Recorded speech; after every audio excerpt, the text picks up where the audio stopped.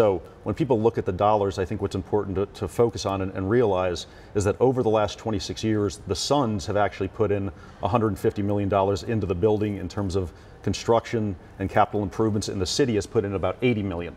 What we're looking to do is essentially make that a 50-50 deal going forward and flipping that. And it's also important to recognize that the dollars the city is putting in, the $150 million, is going to infrastructure. It's going to plumbing, to lighting, to HVAC, to vertical circulation, all these pieces that are critical to a building functioning, whether the Suns were there or not. This is a city-owned building, and so if we weren't there, just pretend we never even existed, the city would still have to cover those costs. So the way we look at it is, as a tenant, being willing to put in $80 million plus building our own practice facility for another $50 million, which currently is located inside the building, but building that elsewhere, is really a fair deal on both sides, and something that we've negotiated with the city over the last 4 years and feel like we're in a good place. We've heard kind of a similar argument from Derek Hall and the Diamondbacks, talking about wanting a facility that they feel is world class, and with kind of the struggle there, the tug of war back and forth of who's going to control what interest there, and how to get, again, the world class facility that you all are talking about. Is it a tough sell sometimes?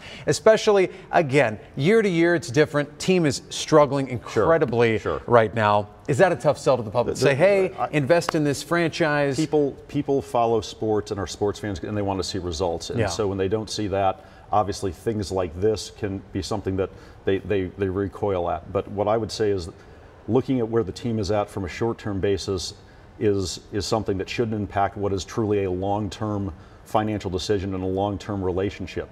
So the building is still going to exist, it's still going to go forward, dollars have to be put into it, and that's irrespective of whether the Suns are winning 60 games or winning 6 games.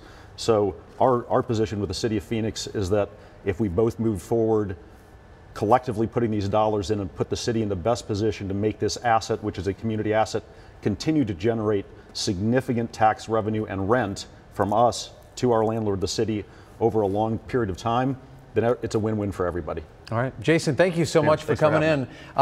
5 weeks from now, thereabouts, will be that vote we anticipate. And again, 5 periods for you, the voter and the viewer, to let your voice be heard on what you would like to see the Suns do there at Talking Stick Resort Arena. Thanks, Jason. Appreciate it.